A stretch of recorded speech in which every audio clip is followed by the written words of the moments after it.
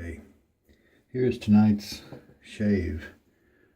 This is the 2000 Semogue brush.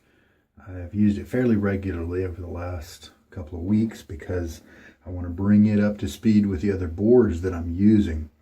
And it's been used 8 times, and so with this 9th use, it's only one away from most of the other boars in there. So I've successfully brought it up. It's a wonderful, comfy brush. A nice long loft, so long that I've had to restrict it a little bit with these O-rings. I'll talk more about that later. I'm going to put it back in some water so that I can then shake out the appropriate amount of water in a second. And then the razor. Here is the awesomeness of today's shave. I got a new razor in.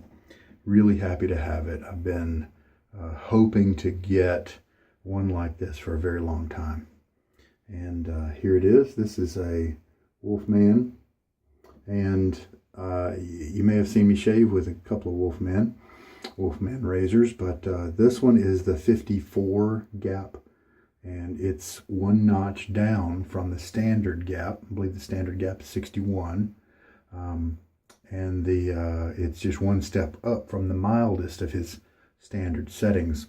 And so these days I like less of a edgy, aggressive shave, which I believe is what the 67 gives me. I'm still going to run it through some blades and get a good feel and a record for it before I sell it and pass it on to somebody else, because I feel like this is probably going to be the one that I keep and enjoy just forever and pass on to my kid. And so it's slightly brushed. It's not superbly polished. The previous owner did order the matte version and then polished it a little bit, and I like that. I think I like kind of the brushed look of it. And this is the number 2 handle. I think he goes by the designation WRH2, I think. And this is my first time using this type of handle. It's thick. It's heavy. The balance point is about right there. Now the blade is in it, so that's why I'm being very careful. Let's see. There's the balance point. So it's kind of seems like it's in a really nice spot that makes me really happy. Not so close to the razor that you're way up here. I think it's in a good spot. It's thick. Let's just see. It seems to be easy enough to manipulate. As you're shaving, you want to be able to flip it over to its other side pretty easily. And I found that maybe a 15 millimeter, the thickness of that Wolfman Gorilla handle was just a little too thick to be able to do that in one easy motion. So this perhaps is just a little bit less than that, maybe just 14 or 13 millimeters. A little bit could make all the difference. So, but the knurling pattern here is terrific. I feel like I've got a good hold on it, even though it's not digging into me at all like a raspy type knurling. All right, so we've already got that blade loaded. Something rare for me. This is a new blade, Gillette Silver Blue. My current Silver Blue is in maybe use number 33 or something like that, and once it gets that high, it doesn't really afford you a fair comparison when you get a new razor in. And so I'll mark this one as just kind of a temporary blade. The other one on my computer program I put in as an M, or a marathon blade, and so I'll keep the count on that blade. But this will be the temporary one, and whenever I feel like throwing this one out, I can. The marathon one there is just to see how many shaves I can get out of a Gillette Silver Blue. All right. It's one of my favorite blades. It does really well in many of my razors. The 2000's been soaking for about 45 minutes, as is my custom with the boars that I'm cycling through. It's a mild break-in shortcut. The soap we'll be using today is one that I have seen quite a bit online, mainly on eBay, and it's inexpensive. And so I ordered it maybe last year sometime to try it out, and I'm finally getting a chance to use it. It's aquatic and just kind of a fresh, simple aquatic, almost like a Irish Spring or something like that, but just with a little bit more aquatic in nature. Humphrey's Handmade, and this is the Kraken scent. As you can see, the ingredient list is pretty simple. It's a glycerin soap, argan oil, calendula extract, sunflower extract, aloe leaf extract, and fragrance. I did try another one, I think it's called Bigfoot or something like that, and it had a nice woodsy amber type scent to it, but I believe it was so faint that I asked the maker if they would let me try another one, because it was virtually unscented, and it was fairly inexpensive, and it's $5 for the soap and then like $3 for shipping, so just $8 for a puck of glycerin soap. And the Bigfoot that I used before, I think the performance was reasonable, so let's just try it out today and see if I can detect the scent. To me, its competition is Colonel Conks, and I believe that Colonel Conks is going to be less expensive, probably about half as much. No, a little bit more than half. And I already like the fragrances of Colonel Conk, so this one would have to really jump out to me to make it worth that, to make it surpass that. But Humphrey's Handmade has tons of scents. There's one called like Carbine or 9mm. There's other ones. There's one called that's for Donald Trump, and what's it called? Like You're Fired, or something like that, or Huge maybe. And there's other ones that it's an interesting, obviously a creative mind that I enjoyed a lot of the scent names. It's pretty neat. All right. So a little bit of water on my face as a prep. I have oily skin, and so I probably don't need as much prep as other people. I do have my 3D printed shave bowl. I really like it. Details in the description about how to get those files to print it yourself. And let us start by getting this soap. Since the performance was kind of, average to so-so last time, I'm going to do a full minute load, and we'll just see what happens with that. I am using for the brush water here, distilled water, so no problem with hard water. And we'll start in about 2 seconds. There we go. Now, glycerin soaps are interesting. They don't pay too much for glycerin soaps because they are really easy to do. Melt and pour is kind of one of the terms. Now, this is kind of spinning around a little bit, so I'm going to put my finger in there to keep it from doing that. Otherwise, it doesn't load very well. Once you get some soap fragments in there, then you don't have to worry about that quite as much. So we're already getting kind of some early lather showing up. I've used, and especially, this is $8 to get, but I can go to the Dollar Tree and get a puck of Pear's glycerin hand soap. Now, it doesn't smell as good as this. Almost to the 1 minute mark here. Since it spun around for a bit, I'm going to let it go for 3 more seconds. And there we go. So hopefully we have been able to load enough. Probably so. Maybe I should have come at it with a little bit wetter. You know what? I think I'm going to do that. I'm going to, just to be on the kind of safe side, just shoot a little bit of water on the puck. And let's do it for 15 seconds. It's 30 seconds right there. So we'll do it to 45 just to make sure, because there's a little bit of gap on the side, so the water could just float down in there and get away from where I want it to be. All right, there we go. So that might help me to get some better soap on the brush. It's just kind of a fresh, showery, aquatic type scent. Now with the glycerin soaps, you do need to be careful not to leave them sitting in water. Feels pretty slick. You know, they can kind of dissolve if you leave them sitting in water. So make sure they can have a chance to air out. Oh, I didn't wash this one off.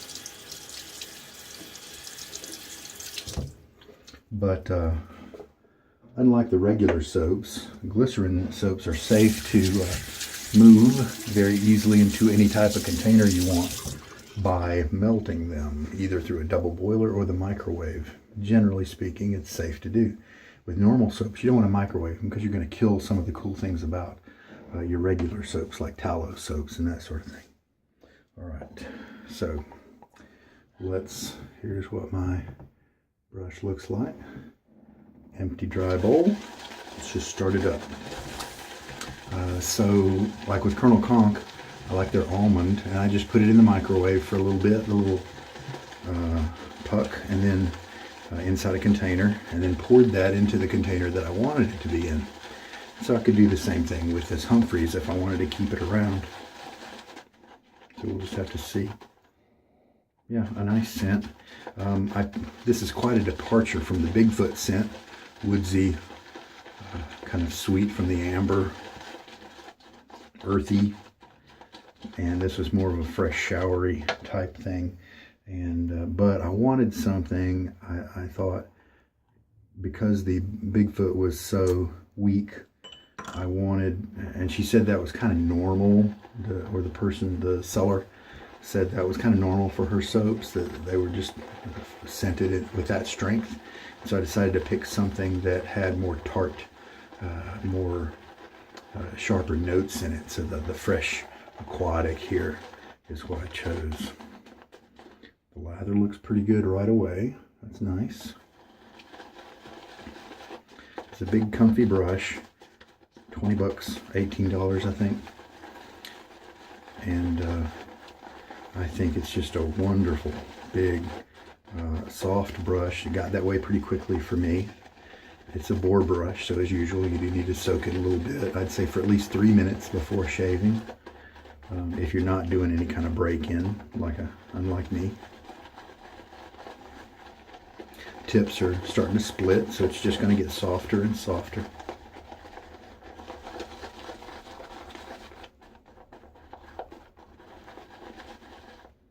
Yeah, nice looking lather.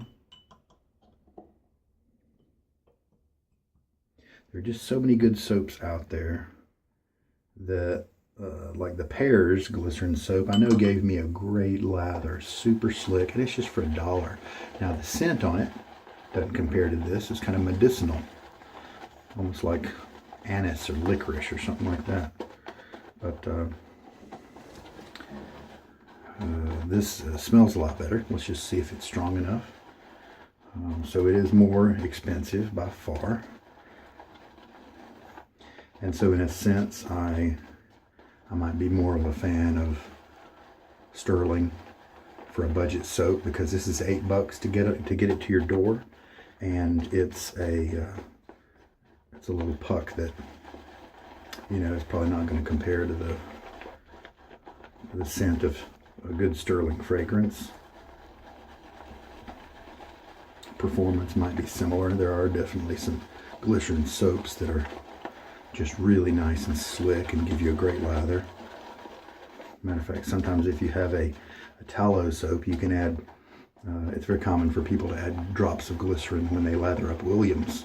They call it like an uber lather, I think, maybe, or a super lather or something like that. I've never done it. I don't feel the need, because I can make Williams super slick. There's just no reason for me to try to make Williams more slick, because by the way it comes, as long as you lather it right, it's just slick as snot. So this lather's looking really good. The scent is not really floating up to my nose too much. It's a good looking lather. It's just an $8 soap that comes in a bunch of different scents. So let's just see how it does. Do another, a little bit more water.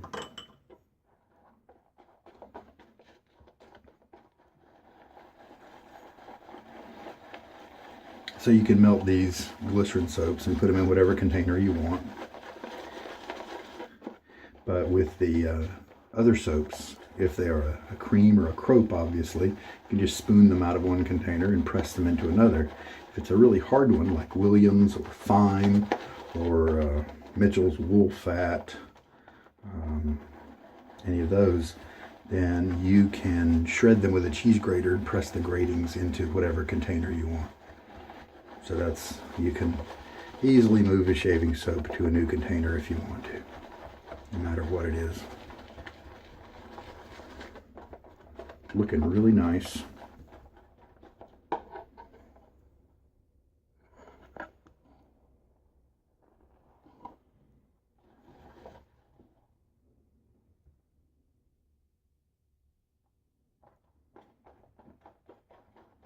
Do a little finger test here.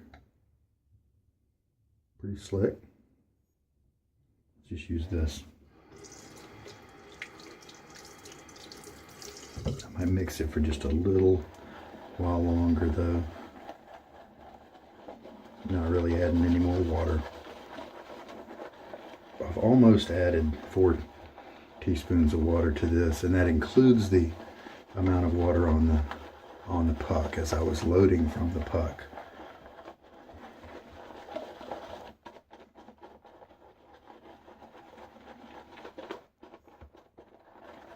All right, get my face wet.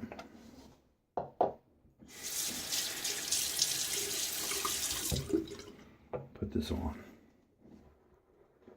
Soft brush.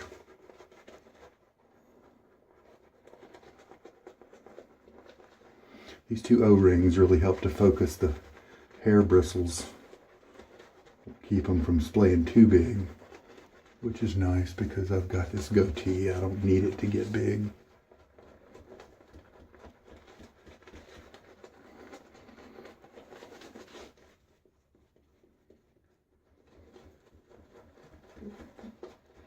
Not really getting much of the scent.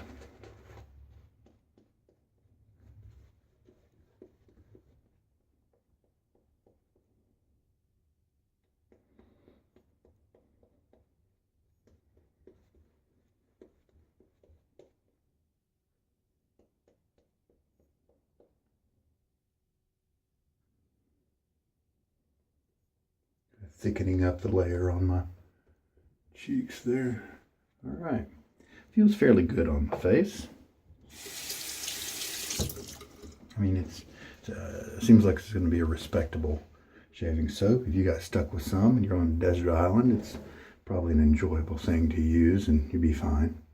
But we just got such a big inventory out there of possibilities. Just so many artisan soaps, even soaps, harder, more mass-produced soaps like Fine Accoutrements and Tobacco and Mitchell's Wool Fat and Sella and things like that are wonderful soaps. Prix de Provence is a terrific one. We've just got so many great choices available to us, and so you know, why use something that is a little substandard if you can afford it. All right.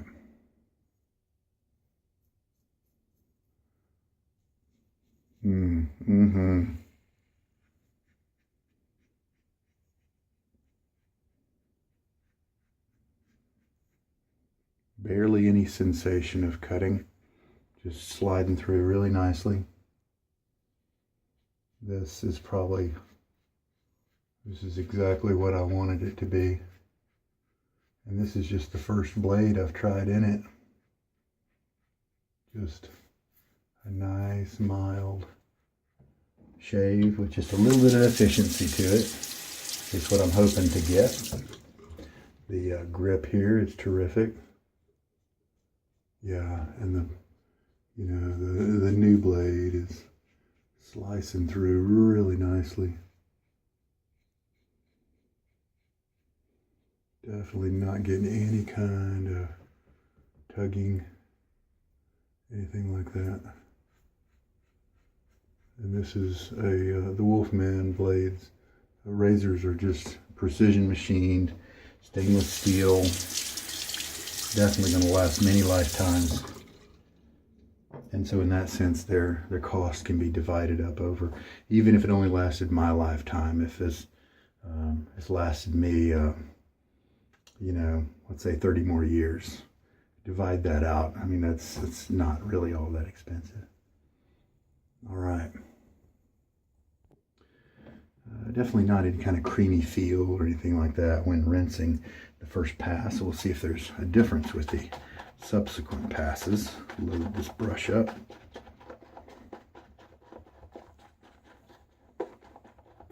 So it definitely gave me some slickness that helped the razor to do its job. So happy about that. The scent is just super light, almost not even there. Even when I put the brush right up on my nose, it's just very, very light. So you people with sensitive sensitivities toward strong scents, or just a personal inclination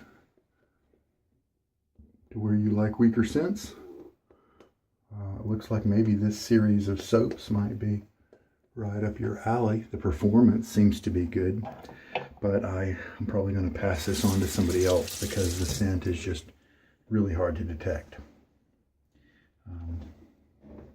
I would say it's maybe 2 or 3 out of 10.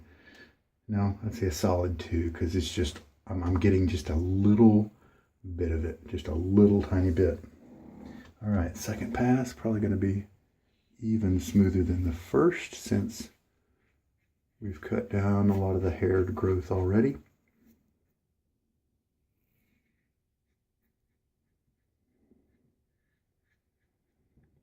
I think I mentioned that in my shaving habits and preferences these days, I'm kind of going for the smoothness.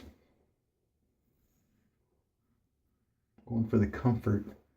And so when I dial my adjustables, or when I put certain plates on with the types of razors that use plates to control the spacing, I'm choosing kind of the lower numbers. As long as the razor is built properly, then it usually will perform and give me a nice cut, even at low and more mild settings. This one feels like it's giving me a nice close cut, but still at great comfort. And I don't know if my desires are going to change, but that just seems to be really attractive to me right now. Nice close shave, but high comfort, high smoothness. Well, I just rinsed after my second pass, and I can kind of say that the Humphrey's Handmade is kind of missing the mark on most of the attributes that I like about a shaving soap. The scent is pretty much not there, and so the creaminess is not there. It is performing. It is giving me good glide and slickness as I move my razor across my face, but that's what an unscented soap can do. And so I think it kind of fails because there are soaps like Williams, even the modern Williams that doesn't have as much tallow, can be made in a very slick way that just beats the heck out of this, and you just get a much nicer, slicker face feel. It's just luxurious. Now, it probably takes about the same amount of time to make. Arco Prix de Provence 63 is going to last longer than this soap. It is more expensive. It's twice as expensive, but I almost guarantee it's going to last more than twice as long. And it's it might be a vegan soap too, but it is a triple milled soap that will last a really long time. The scent is amazing to me. If you like more sage, you can get the original PDP. If you like kind of a warm, spicy, masculine type scent, then the number 63 is the way to go. Probably the Derby stick as well. And Arco is a wonderful, wonderful performing soap. It does beat this one easily. Just a wonderful, slick, creamy feel on the face. This one, you know, is slick enough. And so it does stack up in the slickness category to a good degree. But everything else, the creamy feel and all those other things, are with the other soaps and not really with this guy. So to me, those are some of the soaps that he would need to be able to kind of beat. And I would have guessed that he could compete and beat those soaps with his scents, with the scent profiles that he offers. There are some nice creative ones, and I say he, she. I don't know the gender of the maker, but I would have think the scents is really where it could have been unique. But in both the ones I've tried, and this was with a fairly heavy load, the scent is almost undetectable. And so I would have thought that would have been his niche, but it kind of comes up short a little bit. So compare $1.20 for a puck of Williams that'll last you 2 months versus $8 for this puck, which maybe 3 months of constant use. I'm totally ballparking. Do not quote me on that at all. But so I think Williams easily beats that. So, you know, it's fun to try different things. And they were just all over eBay. And so I had to try. So we'll just keep going here.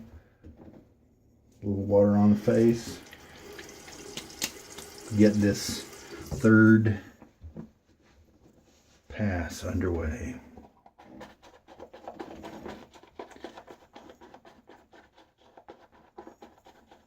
There are definitely worse soaps out there. Put it that way. We could put it that way.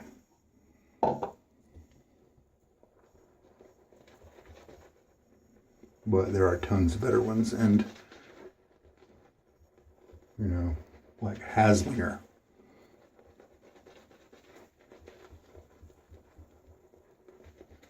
And if you like the lanolin types, there's a sheep's milk soap that just got put out by Cold River Soapworks that is sounding really good, and it's just $9 before shipping.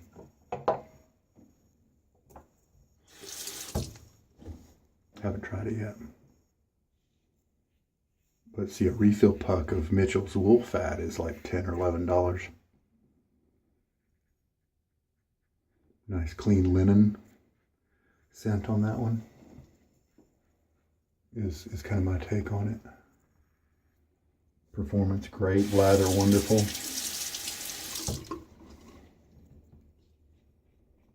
Really happy with the performance of the razor here.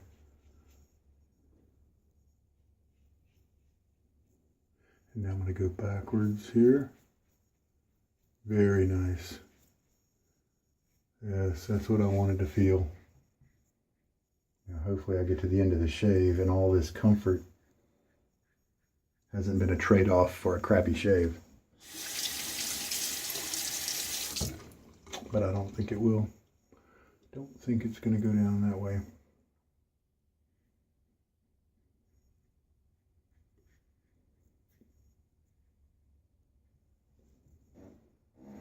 Excellent.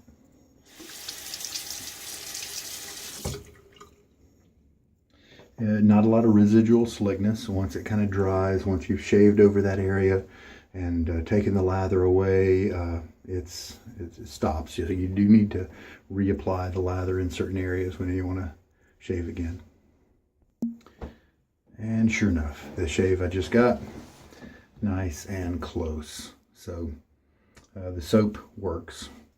I'd classify it under the category of not bad. Just better options like I mentioned. The blade and razor did really well. We'll do a razor tour at the end of this video, show it to you in more detail. But the scent on the soap's just not there. Just the tips is what I see in my trouble spot. Everywhere else feels really good. So, you know, wonderful. Wonderful. And 3.5 teaspoons of water approximately was what I used. So if somebody gifts this puck to you and you don't feel like going out and buying a stick of Arco or a puck of Williams or something like that, use it till it's gone. It's a reasonable soap that will give you good shaves. You just may not be able to smell too much of it. and you're just not going to get kind of a creamy feel, kind of a luxury type feel. So it's a utilitarian soap, that sort of thing. All right, clean up now.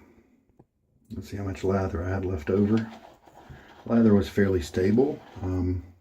You know, 40 minutes maybe has gone by. I mean, 30 minutes probably, and the lather's held up nicely, hasn't dried out or anything like that.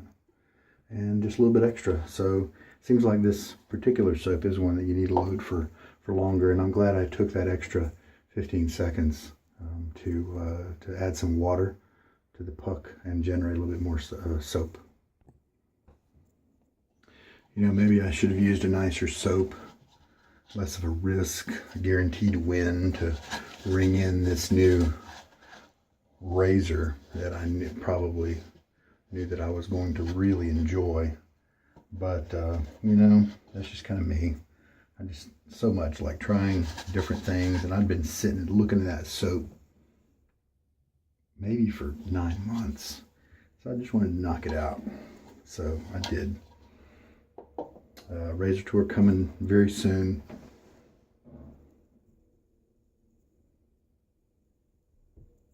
Here is the 2000 that's been kind of stropped on the towel there. Just a wonderfully comfy brush, no prickle at all. I'm liking my break-in technique, at least for the Semogues and the Zenith Boar that I have. It just renders them really nicely usable in just 2 or 3 uses. So a big win for that. All right, I believe I've summed up everything else. The soap, the wonderfulness of the razor and blade, wonderful brush as well. So let's move on to the razor tour. So here's the razor up close. Kind of a little bit of a concaveness to the end of the handle there. Incidentally, if you have a timeless bronze and you have that stand, this fits exactly into the timeless bronze stand.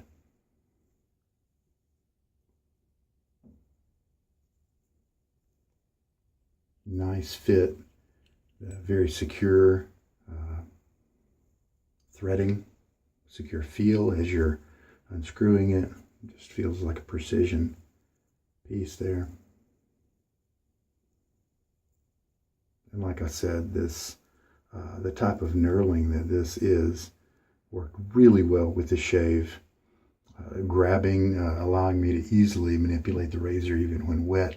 No risk of, no feeling of dropping it. Very comfortable and confident in using it. It's heavy. It's a heavy handle. The longer 100mm timeless handle to me felt too heavy. This one does not. A little bit heavier and I might change my mind.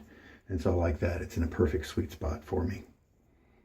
So this is the top cap, and like I said, this was obtained as a matte finish.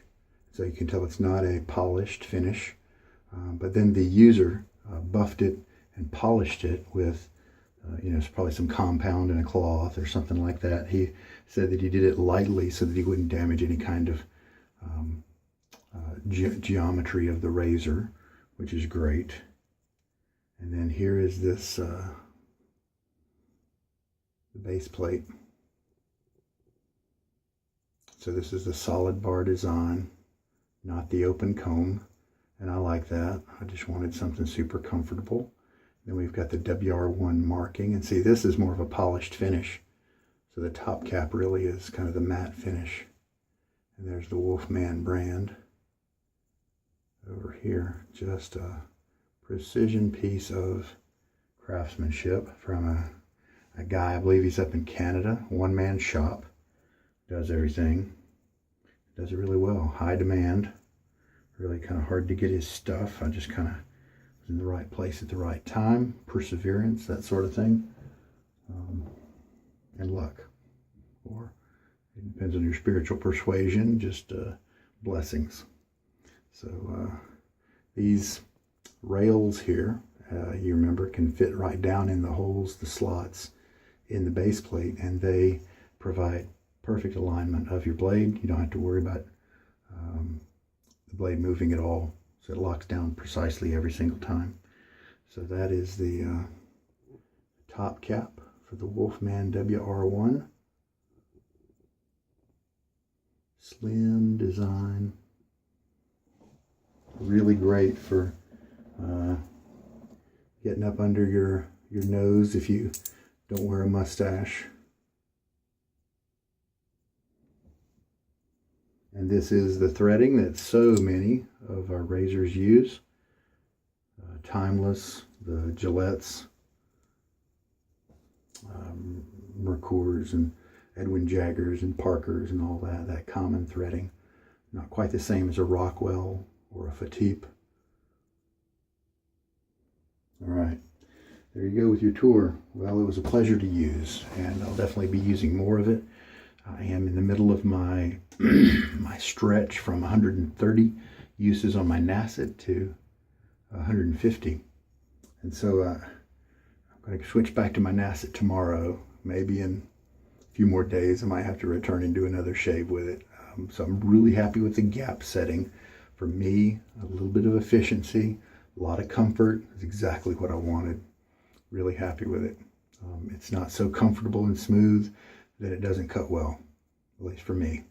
And I am not one that can go against the grain, so it really needs to be an efficient razor for me to be able to just do it in 3 passes, not 3 and touch up, but 3 passes, just nice. So excellent shave. I think we're all good. This is Sugar Daddy Shaves. Hope there was something here that helped you. You take care. Good night.